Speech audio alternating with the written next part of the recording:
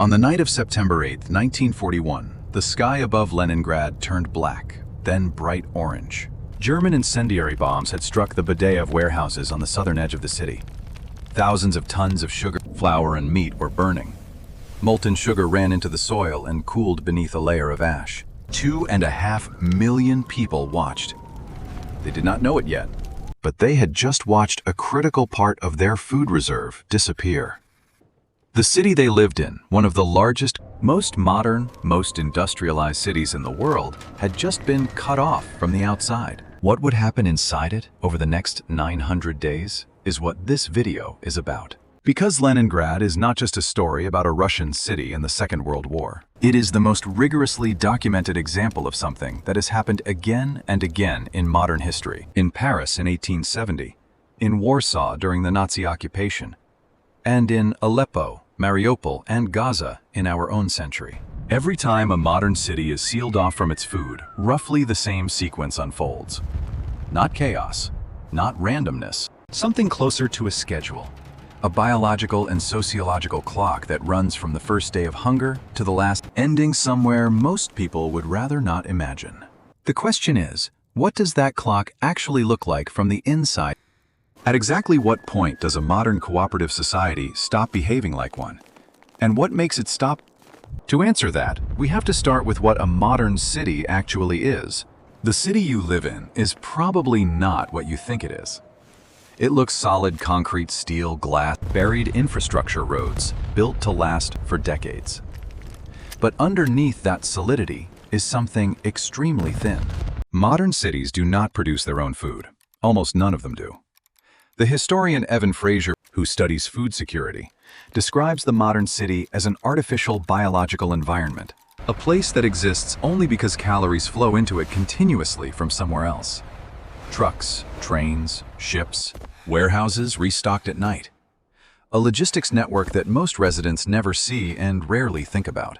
The average large modern city holds at any given moment about 3 to 5 days of food on its supermarket shelves and in its regional distribution centers. Not 3 to 5 weeks, 3 to 5 days. That number is worth sitting with. It means the difference between a functioning city and a starving one is roughly the length of a long weekend. Not because cities have no food storage, but because storage has historically been unnecessary. As long as the trucks keep coming, 3 days is more than enough. It is efficient, it is cheap. And it is completely dependent on the trucks continuing to arrive. Now imagine the trucks stop. This is what happens to Leningrad in early September 1941. By the summer of 1941, Leningrad has just under 3 million people inside it, and more when the wartime refugees streaming in from the west are counted. It is the second largest city in the Soviet Union, an industrial and cultural center home to shipyards, factories, universities, and museums. In terms of infrastructure and modernity, it is a peer of Berlin, Paris, and London. On September 8, 1941, German army units capture a small town called Shlisselburg on Lake Ladoga, east of the city. Shlisselburg is not important for its own sake, but it is the last piece of ground connecting Leningrad to the rest of the Soviet Union by land. When it falls, the ring around the city closes. From that moment, no truck, no train, and no supply column can enter Leningrad from any direction. Everything the city eats over the next 900 days will have to already be inside it or come in across a frozen lake. That same night, German bombers dropped their incendiaries on the bodega of warehouses. Badayev is not the only food storage site in Leningrad, but it holds a disproportionate share of the reserve's sugar, flour, cured meat, and cooking fat stacked in wooden buildings in the same district. Historians still argue about how much of the city's food actually burned that night. Some accounts make the loss decisive. Others describe it as significant but not catastrophic on its own. What is not disputed is what the residents saw. They saw thick black smoke and orange fire visible from every hill in the city. They saw sugar liquefy and run into the streets as hot glowing syrup. They heard fire engines and did not see them arrive, and they understood without needing to be told that whatever plan the city had for feeding them had just changed. This is the beginning of the first phase of urban starvation, and it is the phase most people miss. It is not the hunger phase. It is the shock phase, the moment when a population that assumed food security suddenly realizes that food security can no longer be assumed. In the days after the fire, Leningraders empty the shops. They line up for bread before dawn. They buy everything that contains calories, flour, oats, dried peas, in whatever quantities they can carry.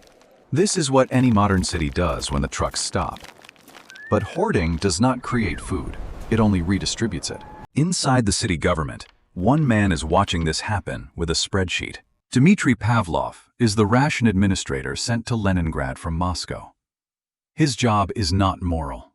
It is arithmetic. He knows what remains in the warehouses. He knows the daily caloric requirement of a working adult. He knows how many workers, dependents, and children are trapped inside the ring. And he knows how many days he needs to make the food last. The answer is unknown, but almost certainly longer than the food can be stretched. Pavlov's first move is to cut the ration. On October 1st, 1941. 3 weeks after the encirclement workers in Leningrad are placed on 400 grams of bread per day, dependents and children receive 200. For context, 400 grams of ordinary bread contains roughly 1,000 calories. That is well under half of what an adult man doing physical labor actually burns in a day. 200 grams is closer to 500 calories, a small child's meal stretched to feed a full-grown human being for 24 hours. This is the transition phase. The body has enough glycogen sugar stored in the liver and muscles to keep functioning for a few days at that level. After that, it begins to burn fat. This is not immediately dangerous. It is uncomfortable. People feel tired, cold, and irritable. They think about food constantly. But they still go to work. The streetcars still run. The libraries and theaters remain open. On the surface, the city still looks like a city. Underneath, its residents are running on borrowed metabolism. Then October turns into November, and the food does not come. By early November, a black market has emerged in Leningrad, and the first substitute foods are appearing. Pigeons vanish from the parks. Dogs and cats stop appearing on the streets. In the private apartments where they once slept on couches, they are being eaten quietly. Rats become valuable commodities. The largest and best-fed rats come from grain warehouses and sell for high prices in barter. Belts, boots, and coat trim made of leather are boiled to extract collagen. Wallpaper paste made from flour and water is scraped from apartment walls and cooked. None of this is enough. Not by a factor of 10, but it is what the population has, and so it is what the population eats.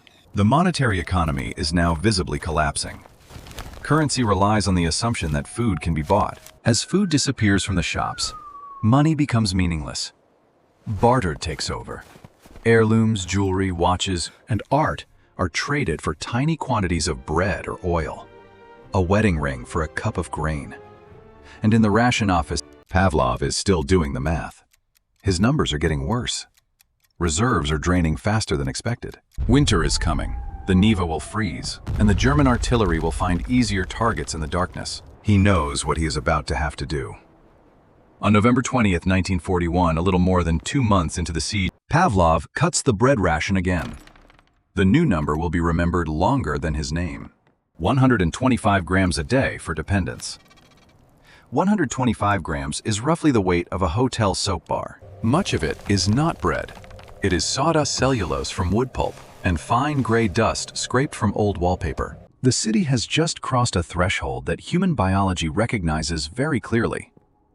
Below roughly 1,500 calories per day, sustained over weeks, the body stops rearranging its own resources and begins destroying them. It starts consuming its own muscle for protein, its own organs, its own heart wall. From November 20th onward, everyone in Leningrad, every worker, every child, every clerk, soldier, and grandmother is now biologically eating themselves. 125 grams of adulterated bread is not a diet. It is a countdown clock. At that ration level, the body has 3 to 6 weeks before the damage begins to become irreversible. It has 1 to 3 months before starvation kills most people who receive nothing else. And it never, this is the important part, reaches a stable state. There is no version of the body that adapts to 125 grams a day. It only breaks down more slowly or more quickly, depending on what else is available. The biology at this level is unforgiving. The body does not adapt to sustained starvation. It cannibalizes itself. It consumes its fat first, then its skeletal muscle, then the muscle of the heart itself, which measurably shrinks. What decreases is not the damage. What decreases is the sensation of hunger because the nervous system, deprived of energy, becomes too dull to signal properly. People at the far end of starvation often stop feeling hungry, not because their bodies have accepted the diet, but because the brain circuitry that produces the feeling has begun to fail. One of the people watching this happen inside her own body is Lidiya Ginzburg. Ginzburg is not a scientist. She is a literary scholar, an intellectual who spent the 1930s writing about Russian prose, and she is now trapped in Leningrad with everyone else. But she has an unusual instinct. Instead of writing a diary of despair, she begins composing what she calls a study of the blockade person, a psychology of the starving, written from inside starvation, in the detached tone of a clinician. Her notes will eventually become one of the most precise psychological records of a starving city ever produced. She observes herself, her neighbors, and the strangers on her stairs. She watches the way people move, the way they speak, and the way they think about food. And she writes it down. By late November, she is writing about how her world has begun to shrink. At first, the entire city is her world. She goes to work, meets friends, and walks along the canals. As the ration falls, that world contracts. It becomes her neighborhood, then her building, then her apartment. By the time the temperature drops below zero, she notes that she and many others have stopped leaving their beds except to fetch water. Because in December of 1941, Leningrad also stops functioning as a city in the mechanical sense. The reason is fuel. Coal is gone, firewood is gone. The heating system powered by coal shuts down. Sub-zero temperatures enter apartments through unshuttered windows and thin Soviet plaster. Pipes freeze and burst. When the pipes burst, running water stops. When running water stops, the sewage system fails behind it. Electricity, rationed for weeks, fails almost entirely. Streetcars stop in the middle of their routes and are left where they die, entombed in snow. Streetlights go dark. For 18 hours of every winter day, Leningrad is a dark city. There is no light except candles, oil lamps, and the occasional glow of a small fire fed with furniture wood. The combination is what kills people. On its own, 125 grams of bread will destroy an adult over several months. On its own, an unheated apartment at minus 20 degrees Celsius can destroy an adult in days. Together, they operate faster than either one alone. Hypothermia and starvation stop being distinct causes of death. The mortality reports from that winter frequently cannot tell them apart. People are simply found in their bed, cold and empty. Ginzburg has a phrase for this. The starving person does not toss in delirium, she writes. He simply fades out. That is the sound of the winter of 1941 to 42 in Leningrad. Not screaming, not violence, silence. And this is where the story begins to diverge from what most people expect. The popular image of a starving city is a violent one. Riots, looting, mobs storming government buildings. The narrative is built into 100 films and 1,000 political predictions. When people run out of food, they rise up. The historical record does not support this. The Russian sociologist Petiram Sorokin, working in the 1920s, examined the data from every major famine and starvation event he could find. He reached a conclusion that later researchers would repeat throughout the 20th century. Starving populations do not rise up, they lie down. During the transition phase, when there is not enough food, but people still have energy, there can be riots and unrest. But real starvation, sustained caloric collapse, produces the opposite of political violence. It produces profound physical lethargy, mental apathy, and a psychological state that historians reading the diaries often describe as flat or hollow. Ginzburg records the same thing. Her neighbors are not angry. They are barely present. Conversations become shorter. Faces stop changing expression. Bodies move slowly, conserving every calorie. People stop reading. Then they stop talking. Then they stop moving except to eat. There are no protests in Leningrad that winter. There are no organized attempts to break the ring. There is only what Ginzburg calls the fading out. This is a crucial point about starvation as a weapon of war. The greatest enemy of a besieged city is not artillery, fire, or disease. It is apathy. Starvation destroys the will to resist long before it destroys the walls. This is why sieges have historically succeeded at a rate that direct military assault has never matched. Given enough time, hunger will empty a city from the inside. And when it does, the survivors will no longer have the biological capacity to fight back. But something else begins happening in December. Something the Soviet government spent decades trying to keep out of the historical record. On December 13, 1941, the NKVD, the Soviet secret police, records its first official arrest for cannibalism in Leningrad. The record is short: a name, a location, an offense. The circumstances are not detailed. It is the first entry in what will become a long file tracked and buried through the winter, then unsealed only decades after the fall of the Soviet Union. By the end of the siege, the total number of officially recorded arrests for cannibalism in Leningrad will be around 2,000. Historians agree that the real number was almost certainly higher. Many cases were never reported, either because of shame or because entire families died with no witnesses left. 2,000 arrests is not a footnote. It is the population of a small town, engaging in an act that human societies have treated as the absolute limit of the permissible. And here it is worth slowing down, because there is a myth about this that needs to be corrected. The popular image of starvation cannibalism is one of sudden madness. A person snaps loose their reason and does something monstrous. In this framing, the act is an aberration, proof of individual insanity, not social collapse. The idea is comforting because it means the rest of us are safe. Ordinary people do not become cannibals, only broken people do. The historical record shows something different and worse. Cannibalism during a siege is not sudden, it is a progression. Historians who have studied the Leningrad and Warsaw cases describe a sequence that repeats almost identically across cultures. First, people eat pets. Then they eat inedible substances: leather, glue, sawdust, wallpaper. Then, when someone in the household dies, they hesitate. Then they eat. Over time, they begin to look at the fresh corpses in the streets and the morgues and eventually take from them. Only in the final stage, in a very small number of cases, does the progression cross the last line and become murder for meat. At each stage, the person doing this is not necessarily insane. By their own testimony, they are thinking clearly. They are hungry. They are cold. They are dying. And they have made a rational calculation. Something that was once unthinkable is now the only thing available.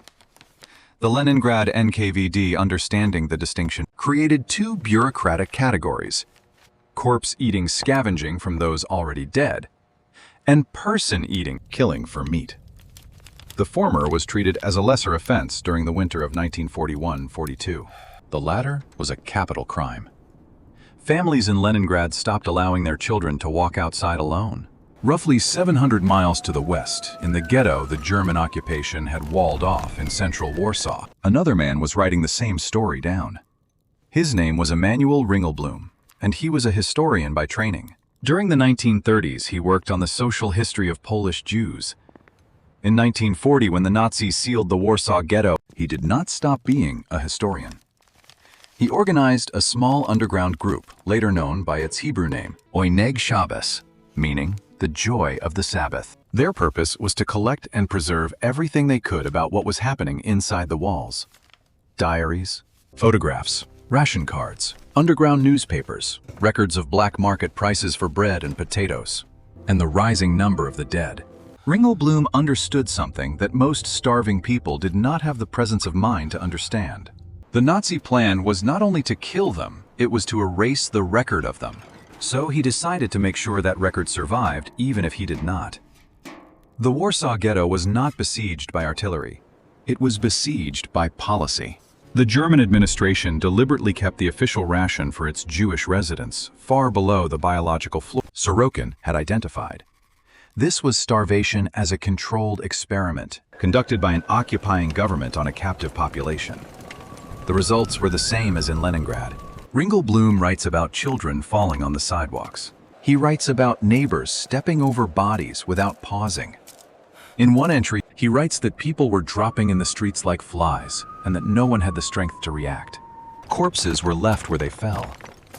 When corpse carts arrived to collect them, passers-by stripped the bodies of clothing first, because fabric had become more valuable than human dignity. The Oyneg Shabbos archive was buried in 3 sealed milk cans beneath the ruins of Warsaw. 2 of the 3 cans were recovered after the war. The third has never been found. Ringelblum himself was murdered by the Gestapo in 1944. His archive, in the end, told the world what he could not. There is one more myth about starvation that both Ginzburg and Ringelblum quietly demolish in their records. It is the hardest one for survivors themselves to write about. The image of families surviving starvation together, a parent giving their last piece of bread to a child, siblings sharing crumbs, is not entirely wrong. During the transition phase, when hunger is painful but not yet catastrophic, altruism is common. Parents do skip meals so their children can eat. Families do share. But sustained biological starvation, the kind that begins at the 125-gram threshold, routinely breaks family units. Declassified Soviet record and later archival work by historians such as Anna Reid describe an epidemic of food theft within families in besieged Leningrad. Parents stole rations from their own children. Siblings hid food from one another. The elderly and the sick were sometimes quietly denied what little food the household had left. This is documented not because families wrote about it. They almost never did because the guilt was crushing. It appears instead in clinical records, police reports, and the sparse observations of witnesses like Ginzburg. She recorded the small, private cruelties committed by people who had loved each other only a month before. This is not a story about moral weakness. It is a story about what caloric collapse does to a human being. Below a certain threshold, the body's regulation of hunger overwhelms almost everything else, including social bonds that have existed for a lifetime. Sorokin, again working from the data of Soviet famines, put it starkly. At the biological floor, hunger does not merely compete with other motives, it replaces them. By January of 1942, the death rate in Leningrad has reached a level the city's bureaucracy can no longer record. The ground is frozen too deeply to dig. The grave diggers are dead starving or gone. Families cannot lift their own dead, and so a new practice emerges quietly over several weeks. By the end of January, it has become almost universal. The dead are wrapped in sheets and pulled through the snow on children's sleds to mass graveyards at the edge of the city. More often, they are simply left in snowbanks on the street, waiting to be collected by whoever eventually passes with a cart. Ginzburg's diary during this period becomes almost impossible to read. Not because of what she describes. She writes with the same clinical detachment as before. It is the tone. The grief present in her earlier entries is gone. It has been replaced by observation. She writes about seeing a body on the ice of the Neva without emotion. She writes about her neighbor's death in the same way she writes about the weather. She notices the change in herself and comments on it. Apathy, she notes, is not indifference. It is what happens when the body no longer has enough energy to feel grief. This is a biological cost of starvation that rehabilitation cannot always fully undo. Emotional flattening, emotional numbness. A survival mechanism that allows the dying to continue functioning by shutting down the emotional circuits that would otherwise consume energy the body cannot spare. Nothing in this sequence, the shock, the substitution, the collapse of the economy, the biological floor, the emotional flattening, is unique to Leningrad. 70 years earlier, during a much shorter but remarkably similar siege, Paris had run through the same clock. In September of 1870, Prussian forces surrounded Paris during the Franco-Prussian War. The city held around 2 million people. The siege lasted a little over 4 months, far shorter than Leningrad, yet by December, the sequence was already visible. Livestock was gone, horses had been eaten, a black market had emerged. And in the elite restaurants of central Paris, a strange new menu had appeared. The city had turned on its zoo. Antelopes were slaughtered, camels, kangaroos from the exotic collection. And in December of 1870, the 2 most famous animals in Paris, Castor and Pollux, the beloved elephants of the Jardin des Plantes, were shot by a firing squad and butchered. Their meat was sold in the luxury cafes of central Paris to those who could still afford it. Menus advertised elephant consommé and roast camel. Victor Hugo, who remained in the city and kept a diary throughout the siege, described the meat appearing in the markets with a phrase that has outlived the siege by a century and a half. "We are eating the unknown," he wrote. The Paris case matters for one specific reason. It disproves the idea that starvation collapse is a Soviet phenomenon, a wartime totalitarian phenomenon, or even a distinctly modern phenomenon. It is none of those things. It is the biological signature of any city sealed off from its food. It happens in Paris in 1870 the way it happens in Leningrad in 1941 and Warsaw in 1942. The clock is the same. Only the starting time changes. By late February of 1942, the NKVD in Leningrad has established a special task force for cannibalism cases. Its officers are themselves starving. They interview witnesses, take confessions, and try to distinguish between the two crimes listed on their forms, the lesser one and the greater one. The total number of arrests reaches 4 figures. Families guard their children with even more vigilance than they guard their bread. Rumors circulate about specific building entrances to avoid and specific streets where children have disappeared. Everyone in the city knows. No one talks about it. The eating of the unknown, in Hugo's words, has now gone further than he could have imagined. And the city is still, by the calendar, only 5 months into its siege. The sequence is not finished, not by a long distance. But by the winter of 1942, the pattern is complete. A modern, industrialized city, cut off from food, has passed through every predictable stage of civilizational collapse, from shock to substitution, to the biological floor, to emotional flattening, to the crossing of the last taboo in less than half a year. The question that defines what comes next is not what happens to Leningrad. Leningrad will survive, at a cost. It is what happens to the survivors. And what the science decades later will finally reveal about what happens inside a starving human being, why it happens, and whether the damage ever fully disappears. For that, the story leaves the ruins of Europe and moves to a laboratory in Minnesota. The Minnesota starvation experiment did not begin as an experiment about war. It began as an experiment about peace. By late 1944, it was becoming clear to the Allied governments that the war in Europe would probably end within a year or two. What was less clear, and growing more urgent by the month, was what they would find when it did. Reports were reaching Washington and London of entire regions of continental Europe approaching famine. The Netherlands was suffering through a hunger winter under German occupation. Greek civilians had already died in mass numbers earlier in the war. Conditions across the Soviet republics were catastrophic, and no doctor, nutritionist, or government actually knew how to bring a starving population back to health. The instinctive answer was simple: feed them. Feed them as much as possible. That answer, it would turn out, was wrong, but no one knew that yet. This is where Ancel enters the story. Keyes was an American physiologist and the director of a small laboratory at the University of Minnesota. He had spent the war years designing food for soldiers. The K ration used by the United States Army takes its name from him. By 1944, he had a new question. Not how to feed a healthy man in the field, but how to refeed a broken one. To answer it, he needed a controlled study of starvation itself. You cannot ethically starve people. But in the middle of a world war, a strange loophole existed. There were young American men in their 20s, physically healthy, who had refused to fight on religious or moral grounds. Conscientious objectors. Many of them were searching for another way to serve, something they could contribute to the war effort without killing. Keyes offered them one.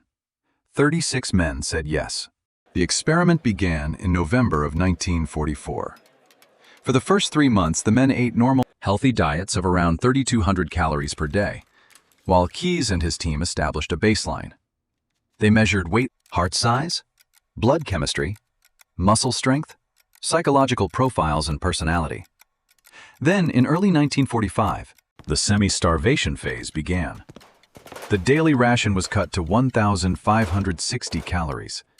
In modern terms, that is roughly one large fast food meal, a burger, fries, and a soft drink, expected to sustain a grown man performing significant physical labor for 24 hours. It was not starvation by the standard of Leningrad. It was not 125 grams of adulterated bread. It was closer to what modern nutritionists would call severe caloric restriction, well above the acute famine floor. And it was enough. Within weeks, the men began to change. Their weight dropped. Over the 6 months of semi-starvation, the average subject lost about 1/4 of his body mass. Most of it came from fat, but a significant amount came from muscle, including cardiac muscle. Their hearts became measurably smaller. Their metabolic rates slowed. They became sensitive to cold. Their skin thinned. Their hair fell out. Every biological effect Ginzburg had described inside a besieged apartment in Leningrad, Keyes was now measuring inside a laboratory in Minneapolis. The mechanisms were the same. There was no version of the body that adapted. It only broke down more slowly. This finding quietly ended one of the oldest myths about famine. The traditional understanding of starvation held that the body eventually learned to survive on less. Hunger supposedly faded because the body was adjusting. Every diet culture built around the belief that human beings can train themselves to survive indefinitely on far less food has inherited some version of this myth. Keyes's data contradicted it. The sensation of chronic hunger faded in his subjects not because they had adapted, but because their nervous systems were deteriorating. The brain, deprived of fuel, was losing the ability to signal properly. The body did not learn to survive on 1,560 calories. It began breaking down from the first day of restriction, and it continued breaking down every day that followed. But the finding that shocked the researchers most was not physiological. It was psychological. The men were young, educated, and idealistic. They had been selected partly for their emotional stability, and they began to change as people. Their conversations narrowed. They stopped talking about the war politic, religion, and the world. They talked about food. They collected recipes. They read cookbooks obsessively. Several began hoarding menus from restaurants they had visited before the experiment. They developed rituals around meals, cutting portions into tiny pieces, eating extremely slowly, licking their plates.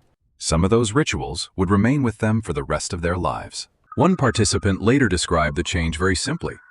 Food had become the central thing. It had become the only thing. 2 subjects had to be removed from the study for psychiatric reasons. One was a young man named Samuel Legg. During the semi-starvation phase, Legg fell into severe depression and mental disorganization caused entirely by his diet. While working with an axe outside the laboratory, he brought it down on his own hand and severed 3 fingers. Historians and psychiatrists still disagree over whether the act was fully intentional or the result of a fugue state. What is not disputed is what had happened to him. 6 months earlier, Legg had been a healthy young man in full possession of his reasoning. 6 months of controlled caloric restriction inside a warm, safe, well-lit American laboratory had reduced him to a person who cut off his own fingers with an axe. The mind, it turned out, could fail before the heart. This was the second finding that changed what the Allies thought they knew about famine. Starvation was not only a physical crisis, it was a neurological one. Long before the body failed completely, the personality began to change. And those changes were not always temporary. The rehabilitation phase began in July of 1945. It was supposed to be the recovery. The subjects were placed on carefully controlled refeeding diets and monitored as they returned to health. Almost immediately, it became clear that returning to health would be more difficult than anyone had expected. The men needed, on average, close to 4,000 calories a day for weeks, far above their pre-experiment intake, before their bodies began rebuilding the muscle and organ tissue they had lost. Their metabolic rates recovered slowly. Their emotional flatness lasted for months after their weight returned. And the psychological signature of starvation did not disappear when the diet ended. The obsession with food remained. So did the anxiety around scarcity and the compulsive planning of meals. Follow-up studies conducted over the following decades found that many participants continued displaying behaviors connected to those 6 months in 1945 for the rest of their lives. Some hoarded food in their homes. Some continued reading cookbooks obsessively. Some became deeply anxious whenever a pantry was empty. Others reported that small triggers, the smell of a particular food or the sight of a rationed portion, could revive the same panic they had felt as young men in Minneapolis. Keyes had demonstrated that starvation was not something the body simply recovered from. It rewrote the person. The blockade of Leningrad was lifted in January of 1944. 29 months after Schlüsselburg fell, somewhere between 800,000 and 1 million civilians had died inside the city. The exact number is impossible to establish, both because the Soviet government suppressed records and because too many people died in apartments where no one remained to report them. That figure is roughly equal to the population of modern-day San Francisco, gone quietly over 900 days. Most of them killed not by bullets or shells, but by an empty stomach and a cold room. The Warsaw Ghetto did not survive long enough to be relieved. It was destroyed by the Nazi occupation before starvation could finish what starvation had begun. Ringelblum's archive was buried before he was killed. 2 of the 3 milk cans were recovered after the war. Paris was relieved after 4 months when the French government surrendered in 1871. In the elite cafe, the last exotic meat disappeared from the menus. The zoo was empty. Victor Hugo went home. Ancel published his findings in 1950 in a 2-volume work titled The Biology of Human Starvation. It became and remains the foundational scientific text on what happens inside a human being when the calories stop. Its central conclusion was one of the most sobering ideas produced by 20th century medicine. Democracy, altruism, civic duty, curiosity, empathy, planning, ambition. The qualities we tend to think of as making us human are not free-floating properties of the mind. They are biologically supported. They require energy. When the body is forced to conserve energy for survival, they begin to disappear in a predictable order, on a predictable schedule. This is what military historian Antony Beevor has argued is the real reason sieges have worked as weapons of war for as long as war has existed. The purpose of a siege is not direct killing. Artillery does the direct killing. The purpose of a siege is apathy. It reaches into a population and disables at the biological level its ability to resist. Sieges do not succeed because they break walls. They succeed because they empty the people inside those walls first of food, then of movement, then of will. The greatest weapon in a siege, Beevor has written, is not the cannon. It is time. And time is cheap. This is the argument the 20th century keeps making to the 21st. It is also the argument this video began with. A modern city is a machine powered by calories from somewhere else. Cut off those calories, and the machine does not necessarily fight back. It fades out, the way Ginzburg described a single starving person fading out, but at the scale of millions. The scientific record from Minnesota, the historical record from Leningrad, Warsaw, and Paris, and the contemporary record from Aleppo, Mariupol, and Gaza all describe the same clock. It runs through the same stages: shock, substitution, the collapse of the monetary economy, the failure of infrastructure, the biological floor, emotional flattening, the crossing of the last taboo, and on the other side of it, the survivors, permanently marked, carrying the siege into whatever life comes next. Which brings us back to the sky over Leningrad on the night of September 8, 1941. The Badaev warehouses were not strategic targets in the traditional military sense. They were not fortifications. They were not command posts. They were storage buildings filled with sugar flour, cured meat, and cooking fat, standing on the southern edge of a city of 2.5 million people. In the plain physical sense, what burned that night was food. In a deeper sense, what burned was the invisible support system standing between one of the largest cities in the world and the sequence you have just walked through. The people who watched sugar flow through the streets as hot, glowing syrup did not know that sequence. They understood what they had lost. They did not know what would follow. They did not know that Pavlov was about to reduce their ration to a hotel soap-sized piece of adulterated bread. They did not know that biologically, they were about to begin eating themselves. They did not know that some of them, before the following spring, would face a choice involving a body in the street that no human being should ever have to face. They did not know that a laboratory in Minnesota would one day place numbers on all of it. They knew only what most residents of modern cities still know today. The food had always come. The uncomfortable finding of the 20th century is that the food had always come is a statement about logistics, not biology. Modern cities are calorie-dependent islands. The trucks are the only thing standing between a functioning civilization and the sequence in this video. And historically, the trucks have not always continued to arrive. The The smoke above the bidet of warehouses did not remain in 1941. It has appeared in the same shape above every modern city sealed off from its food since then. And it will appear again, because the fragility that produced it was not a historical accident. It is built into the architecture of the modern city itself. Whether we choose to remember that or not does not stop the clock.